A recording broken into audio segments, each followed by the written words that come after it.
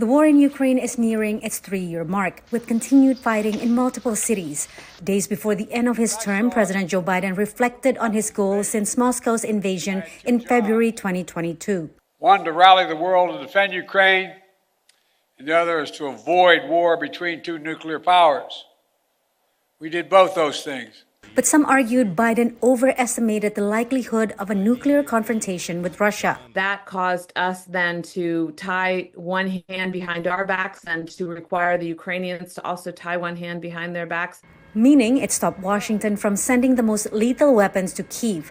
At the same time, some Republicans criticized Biden for spending what they said is too much on Ukraine aid. The United States has provided Ukraine with more than $66 billion since Russia's invasion, including Biden's final aid package of $500 million last week. About $4 billion in funds already approved by Congress have not been disbursed. Some of what we have obligated is on contract or is en route and will arrive in the coming weeks.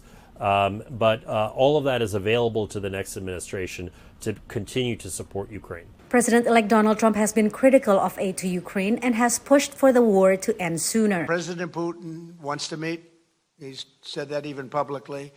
And we have to get that war over with. That's a bloody mess. Under Biden, the goal has been to help Ukraine for as long as it takes. It may be different under Trump, who takes office on Monday. I think achieving the cessation of hostilities, showing Trump's ability to be a deal broker, a conciliator, a world shaper, that will absolutely be on the agenda. Many in Europe fear that could mean forcing Ukraine to accept Russian control over some of its occupied territory. Patsy Widakuswara, VOA News, Washington.